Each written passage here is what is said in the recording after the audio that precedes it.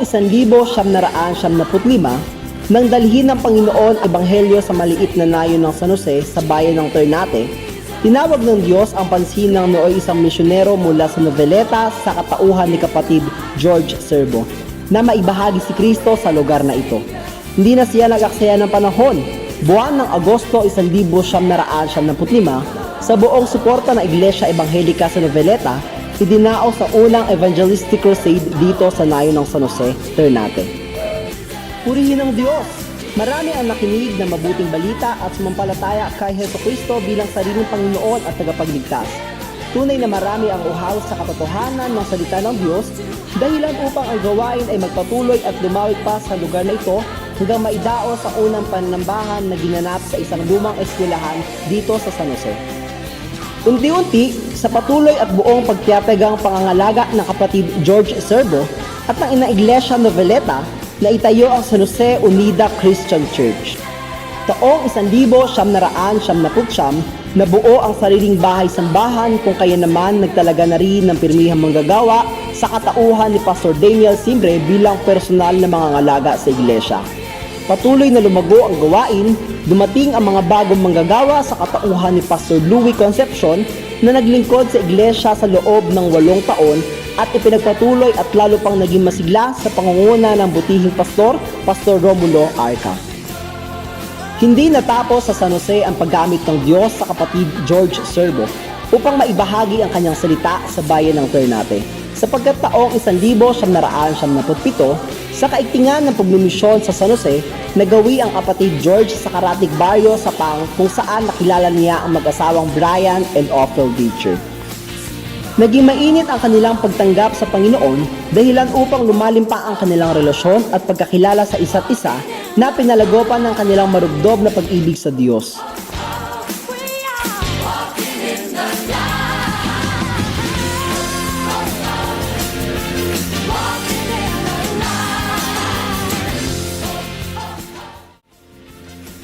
Taong 2004, sa kapangyarihan at kagandahang loob ng Diyos, sinimulan ang gawain sa Riverside sa Pang, ang lugar na pagmamayari ng mag-asawang Brian at Ophel Beecher upang maging sentro ng gawain. Ginamit ang mga kapatid sa katauhan ni Kagawad Roberto Lowaton na siyang unang naging tagapagturo ng mga bata. Nagpadala na rin ang Noveleta ng pirmihang manggagawa sa katauhan ni Diakonesa Alma Camingal Daigan na siya nagpatuloy sa paghubog sa mga kabataan at nagpasimula ng mga Bible studies. Dito nagsimulang lumabog ang salita ng Diyos sa lugar na ito. Marami ang nakakilala at nagsimula ang malawakang gawain. Isinilang ang Sapang Unida Mission Outreach. Dumating at nagpatuloy ang mga manggagawa sa katauhan ni na Pastor Edwin Romaquin, Pastor Joel Punzal, Pastor Charles Mendoza, at pinakahuli Pastor Harry Shoya sa ilalim pa rin ng pangangalaga ng iglesia sa Noveleta. Mayo 2015, sa lalong ikauunlad ng gawain na pagkasunduan ng mga kapatiran sa Ternate at sa pangunguna ng Inang Iglesia Noveleta, pinag-isa ang 2 kapulungan at isinilang ang Ternate Unida Christian Church.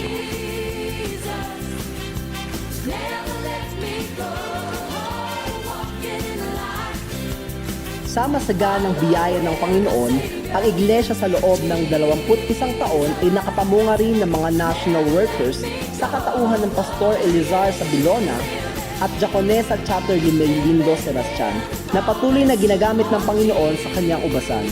At sa pareho ding taon, dumating naman bilang manggagawa sa katauhan ni Pastor Paulo Vasquez sa pangunguna pa rin ng Inang Iglesia. Sa taong 2016, sa biyaya ng Panginoon, ay patuloy na pinalago ang bawat miyembro sa pangangasiwa ng Pastor Augusto Rebollar at ng may bahay nito kapatid Irma Rebollar. Tuloy na lumago ang bawat miyembro at ginamit din sila ng Panginoon upang mapaganda ang bahay-sambahan. At sa loob ng 3 taon, ang Ternate Unida Christian Church ay dumaan sa proseso ng pagsasanay upang maging iglesia lokal.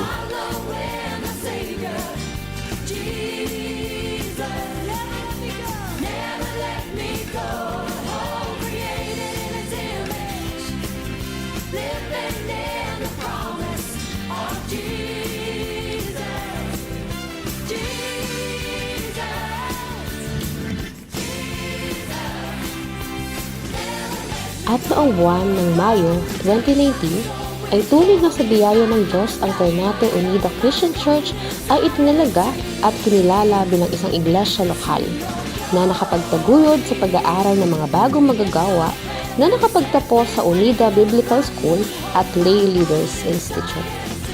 At sa taong din iyon, Hunyo 2019, itinalaga ng Unida National na magagawa si Pastor Antonio Banyares kasama ang kanyang may bahay na si kapatid Felicidad Banyares upang magpatuloy sa ministeryo ng Iglesia ng Diyos. Katuwang ang bagong talagang pastor na mula mismo sa Iglesia ng Ternate na si Pastor Ronaldo Villacarlos Jr. Sa di inaasahang pangyayari, buwan ng Enero taong 2022, nang ipahintulot ng Diyos ang isang napakalaki at masakit na pagsubok sa Iglesia ng Ternate dahil sa nagkaroon ng pisikal na pagkakabahagi ng mga miyembro. Ngunit tunay ngang napakabuti at napakadakila ng kanyang katapatan at hindi niya hinayaan na ang Ternate Unida Christian Church ay tuluyang mawala. Sa tulong ng Inang Iglesia sa Unida Noveleta, muling pinasigla ang gawain, pinatag ang bawat miyembro, idinatag ang mga bagong tagapanguna, at inibitahan ang bawat pamilya na mga kapatirang tumayo at nanatili sa pananampalataya.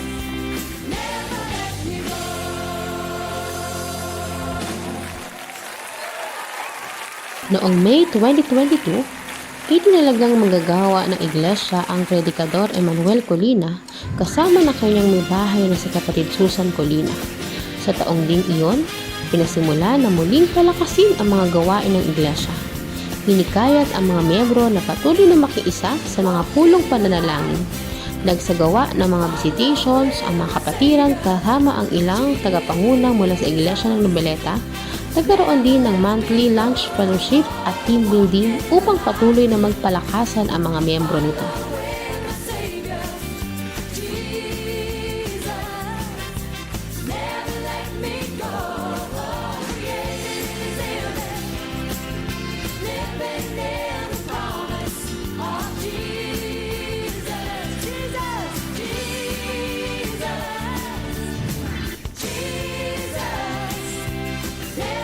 Taong 2023, sumailalim ang konsilyo ng Iglesia sa mga pagsasanay tulad ng Yulid Mentoring upang ihanda ang mga tagapanguna sa paglilingkod at paghayo ng salita ng Diyos. Tunay nga na sa kabutihan ng Diyos ay patuloy na lumago ang bawat isa sa pananampalataya at ang ilan ay nagiging kabahagi na ng pagtuturo ng salita ng Diyos at naitatalaga upang maging tagapagsalita sa pulong pananalangin at paaralang lingguhan. Sa taon ding iyon, itinuon ng Iglesia na isaayos ang ilang bahagi ng bahay-sambahan kabilang ang pastoral room, water supply system, comfort room renovation, media and sound system area. Nagkaisa din ang konsilyo na patuloy na isaayos ang bahay-sambahan, kaya naman nailungsad ang 4 na proyekto para rito hanggang sa mga susunod na taon.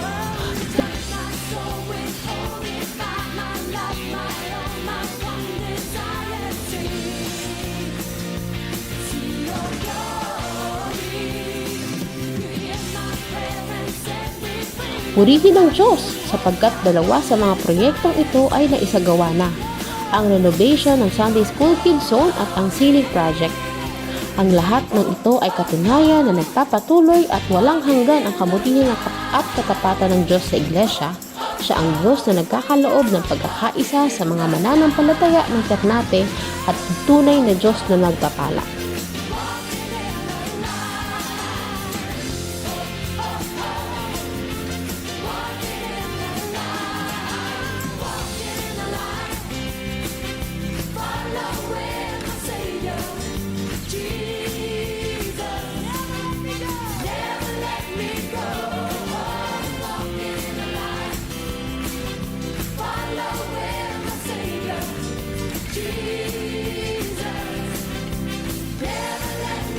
Ang Unida Christian Church Ternate ay nagpapatuloy na lumago sa kaalaman at pagsunod sa Diyos sa iisang pananampalataya.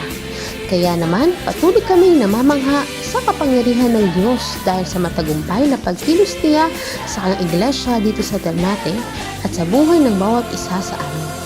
Alam namin na malayo pa ang lakbayin na aming tatahakin sa aming paglilingkod.